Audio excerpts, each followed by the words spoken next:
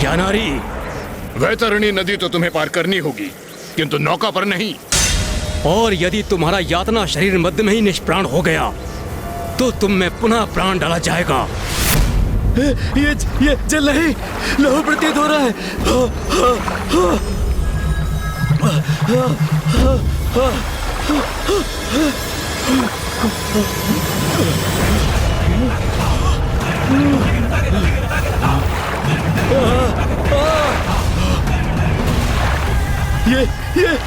ये क्या बड़ा चला रहा है मेरी ओर। ये किसकी वजह है?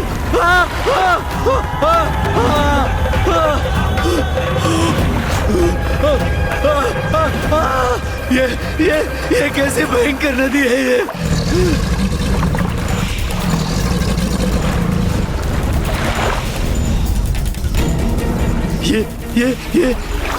ये किसके नेत्र घूर रहे हैं मुझे, जैसे मुझ पर घात लगा रहे हो।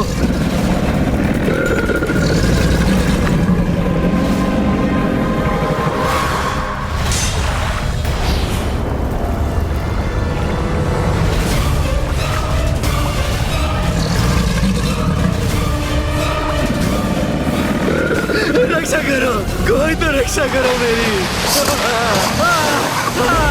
वैतरणी सरलता से वही पार करता है जो अपने जीवन में सत्कर्मों के साथ गौदान भी करे।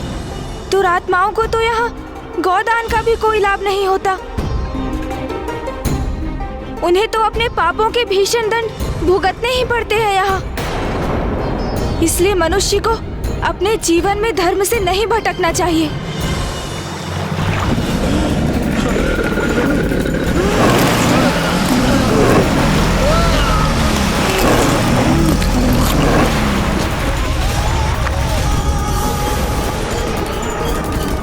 इसका यातना शरीर तो निष्प्राण हो गया। इसे पुनः प्राण देंगे, तभी तो ये जीवित अवस्था में कष्ट भोगते भोगते वैतरणी पार कर पाएगा।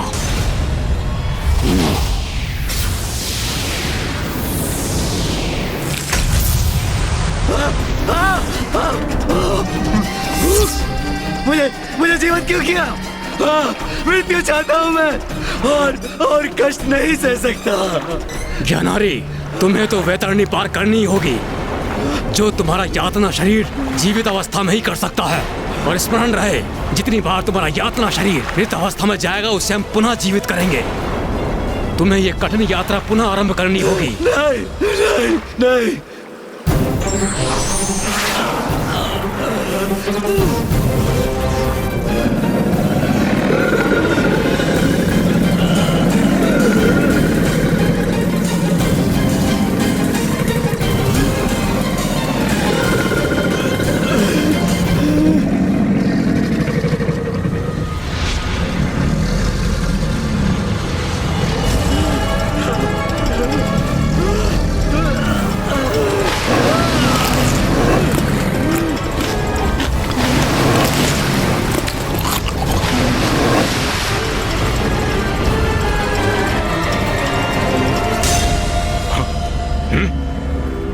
ये ज्ञानारी कहाँ चला गया? प्रतीत होता है ज्ञानारी का यातना शरीर यातना सहते सहते निष्प्राण हो गया, किंतु उसे पुनः अपनी कठिन यात्रा आरंभ करनी होगी। मुझे और यातना मत दो, छोड़ दो मुझे। मुझसे मत करो ये कठिन यात्रा। तो अंततः इसने वैतरणी पार कर ही ली। अपने जीवन में मैंने अच्छे कर्म किए होते तो ऐसी दुर्दशा ना होती मेरी।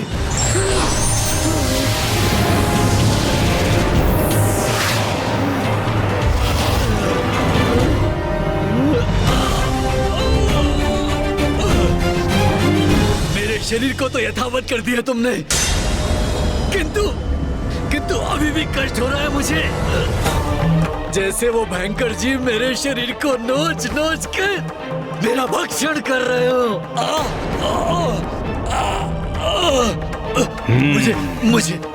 मुझे बहुत प्यास लगी है। जल दो मुझे। भूख लगी है मुझे। भोजन दो मुझे।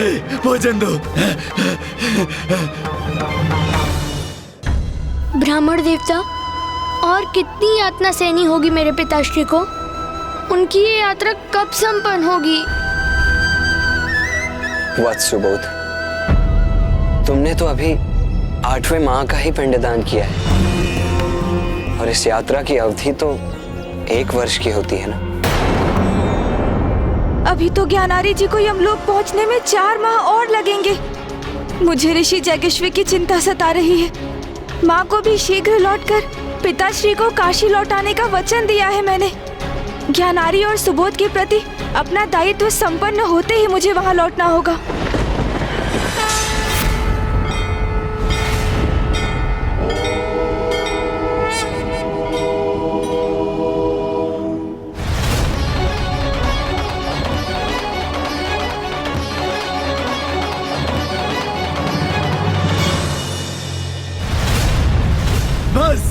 बस और नहीं, मैं ये और नहीं कर सकता। बस। जब अपने जीवन में पाप कर्म कर रहे थे तब तुम कहते कि नहीं, मैं नहीं कर सकता, तो आज तुम इतने कष्ट के भागी नहीं बनते। किंतु हम अभी तो महापद के अर्ध स्थान पर ही हैं। अभी तो तुम्हें और कष्ट सहने होंगे। अभी हम नवेपुर ब्रह्मपथ पर पहुंचेंगे, जहां तुम्हें और दंड मिलेगा। नहीं। अपनी प्रजा को आतंकित करने का, अपनी शक्ति से उन्हें अपने समक्ष झुकने को विवश करने का दंड देने हेतु यमदूत ज्ञानारी जी पर परित प्रहार कर रहे हैं।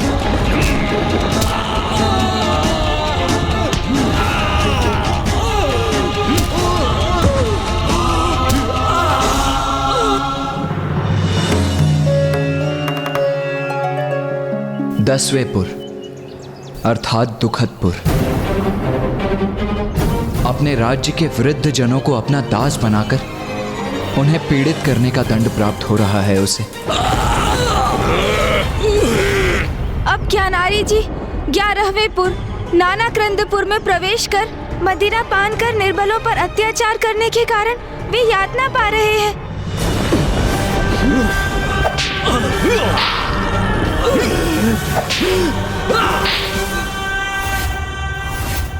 12वें अर्थात सुप्त भवनपुर में ज्ञानारी को अपने राज्य में स्थित भगवान के मंदिरों और उनके श्री विग्रह नष्ट करने के पाप का कठोर दंड प्राप्त हो रहा है। 13वें और 14वें रौद्रनगर और पर्योवर्षण में ज्ञानारी जी को स्वयं को ईश्वर घोषित करने का दंड दिया जा रहा है।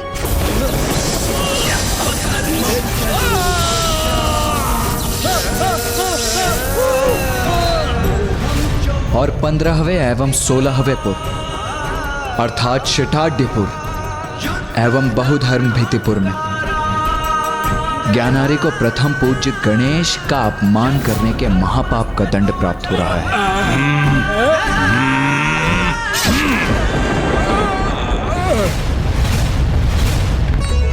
अदपूर्वचारित दिवंग ग्राहगण गुणगण विशेषण इदम विशिष्टायाम स्वपुण्यतिदो इदम पिंडम ते मया दियन्ते तो प्रतिष्ठन्ताम। प्रभु गणेश जी, अब तो मेरे पिताश्री सभी 16 को पार कर चुके, तो अब तो उन्हें उनके कष्टों से छुटकारा प्राप्त होगा ना?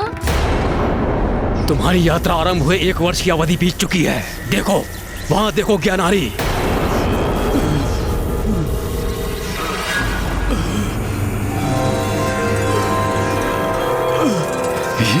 ये सीढ़ियां मुझे यमलोक में स्थित यमराज तक ले जाएंगी। ज्ञानारी, अब हम यमलोक के बहुत निकट पहुंच चुके हैं। अब तुम्हें तीव्र से ये सीढ़ियां चढ़कर यमराज तक पहुंचना होगा। किंतु यदि तुमने ये सीढ़ियां चढ़ते हुए अपना संतुलन खोया तो तुम नीचे गिर जाओगे और तुम्हें पुनः ये सीढ़ियां चढ़नी पड़ेगी। ज्ञानारी जी अब अपनी यात्रा के अंतिम पड़ाव पर हैं। एक बार ज्ञानारी यमलोक पहुंच जाए तो यमराज को ज्ञात हो जाएगा कि वो अपने समस्त पापों का दंड भुगत चुका है और तब वो उसके साथ उचित न्याय करेंगे, है ना? हाँ कुमार कार्तिकेय, गणेश जी, ये सत्य है कि ज्ञानारी इन 16 पुरों की यात्रा में अपने अनेक पापों का दंड प्राप्त कर चुका है। किंतु उसकी यात्रा का ये अंतिम पड़ाव सबसे कठिन और चुनौतीपूर्ण होगा। किंतु ऐसा क्यों ब्राह्मण देवता? यमलोक की सीढ़ियों पर ज्ञानारी की सबसे कठिन परीक्षा होगी कि ये जो प्रायश्चित कर रहा है वो वास्तव में कर रहा है या कष्टों को कम करने के लिए दिखावा मात्र कर रहा है। यदि उसका प्रायश्चित सत्य है तो सीढ़ियां चढ़कर आगे बढ़ सकेगा, अन्यथा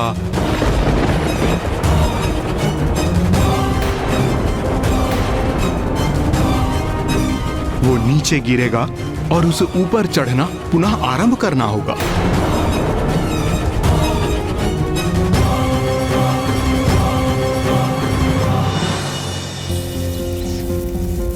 इतनी यातना सहने के पश्चात सीढ़ियां चढ़ना सरल प्रतीत हो रहा है।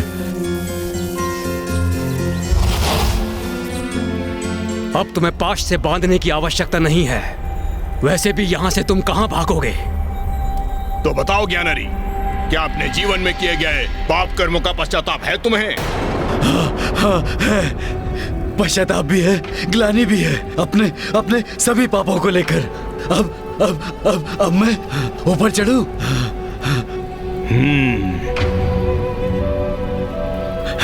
मुक्ति अब प्राप्त होगी मुझे, मुक्ति। इन सीढ़ियों को पार करते ही मैं इन सभी कष्टों से मुक्त हो जाऊंगा।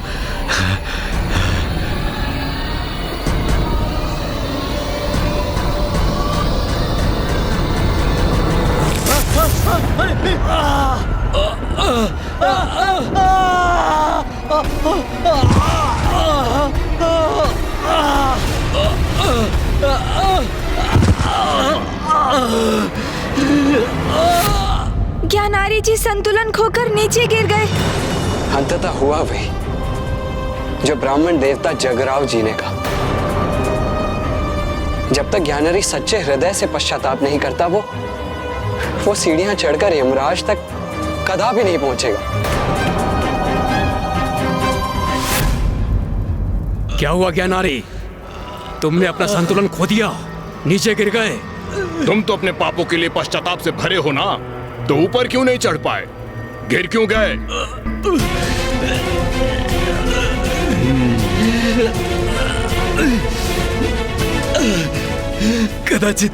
कदाचित मैं बहुत तीव्र गति से ऊपर चढ़ने का प्रयास कर रहा था। इस बार संभल कर धीमी गति से ऊपर चढ़ूंगा।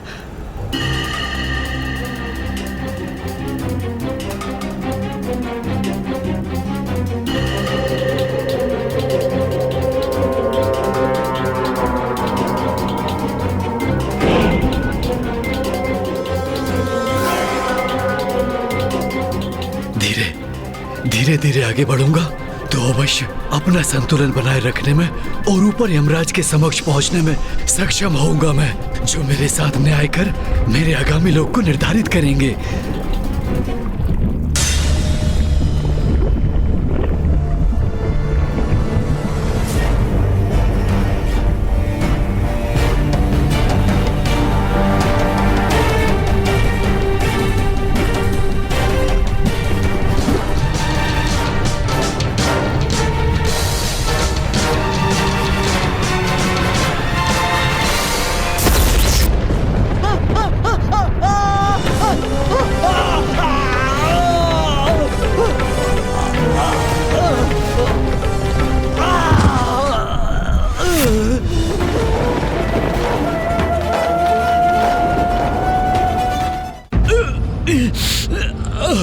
अरे तुम तो फिर गिर गए।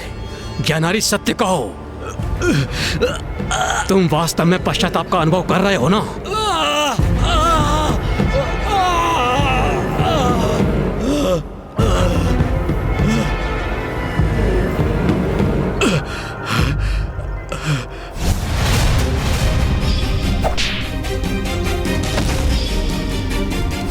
मैंने गणेश जी के नाम का जाप आरंभ किया है। आप मेरा सुझाव माने तो आप भी मेरे साथ गणेश जी के नाम का जाप आरंभ कीजिए।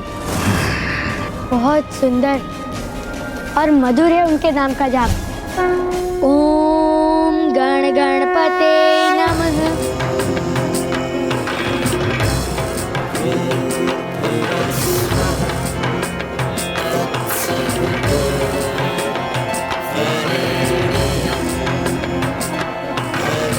प्रभु गणेश जी, अब आप ही मेरा मार्गदर्शन कीजिए।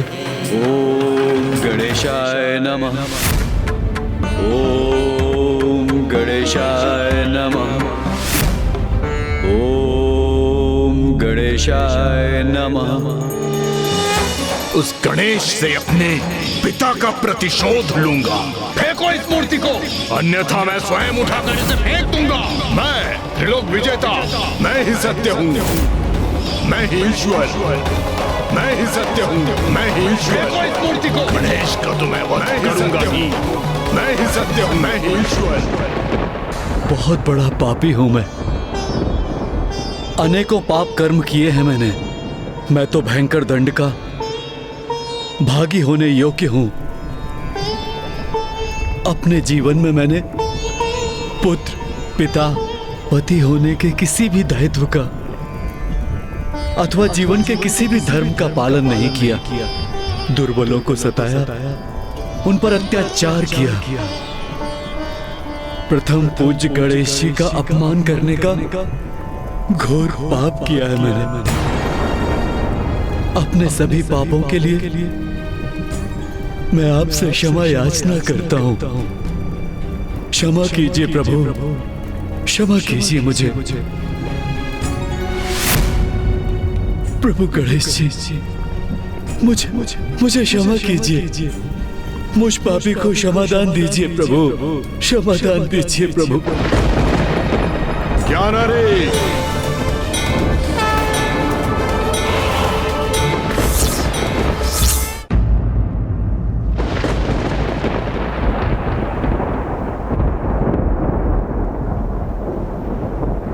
प्रणाम यमराज। ज्ञानारे, तुम्हारे पुत्र सुबोध ने विधिवत रूप से तुम्हारा श्राद्ध और पिंडदान संपन्न किया है। तुम्हारे पापों के लिए यमलोक मार्ग सोलापुर में तुम्हें उसका दंड भी प्राप्त हुआ है। अब मुझे ही निर्णय लेना होगा कि मैं तुम्हें कहां भेजूं।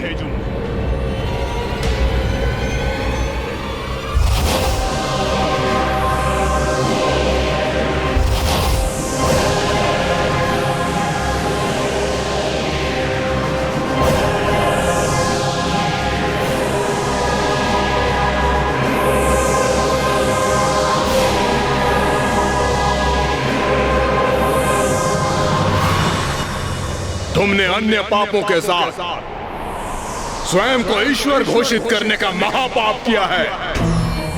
उसका दंड तुम्हें भोगना ही होगा ज्ञानारी। यमराज, आज तक मैं अपनी मुक्ति के पीछे भागता रहा, किंतु मैं उसके योग्य नहीं हूं। मेरे पाप तो अक्षम्य हैं। उचित कह रहे हो तुम। तुम्हारे पापों के दंड स्वरूप तुम्हें नरक ही भेजना होगा।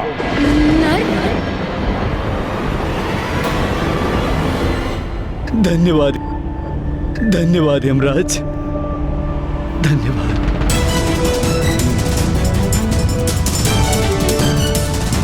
आश्चर्य है, धन्यवाद कर रहे हो तुम मेरा। तुम प्रथम आत्मा हो जिसे नर्क भेजने के बाद भी वो मुस्कुरा रहा है। यमराज, इस यात्रा में मैंने स्वयं को जाना। मेरे लिए अपनी बुराई से आत्मसात होने की पीड़ा तो भारी यातनाओं से कहीं अधिक थी। किंतु जब मैं यमलोक की सीढ़ियां चढ़ने लगा तो पुत्र सुबोध द्वारा गणेश की महानता का वर्णन स्मरण हुआ। और तब मैंने गणेश जी का ध्यान किया और अब प्रथम बार मुझे सत्य में आंतरिक शांति का अनुभव हुआ। अब मैं समझ चुका हूं, मेरी मुक्ति तो गणेश जी की भक्ति में ही है। वही मेरा मोक्ष है। इसलिए मैं आपका आभारी हूं कि आप मुझे नरक भेज रहे हैं, क्योंकि कष्ट और वेदना का अनुभव किए बिना मैं प्रथम पूज्य गणेश जी की शरण में नहीं आता। और अब नरक की यातना को भोगते हुए मैं अनंत काल तक गणेश जी का नाम ही जपता रहूंगा। प्रभु गणेश जी, अब मैं समझा मेरे पिताश्री नर्क जाने में इतने प्रसन्न क्यों हैं। क्योंकि उन्हें अब जितना कष्ट होगा वो उतना ही आपकी भक्ति में लीन होते जाएंगे। अंततः मेरे पिता को आपके भक्ति के आनंद का आभास हो ही गया।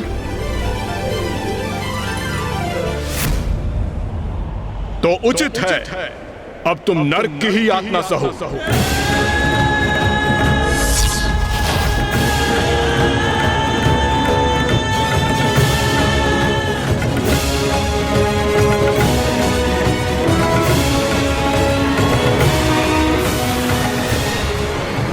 रुक जाओ ज्ञानारी, रुक जाओ ज्ञानारी, रुक जाओ।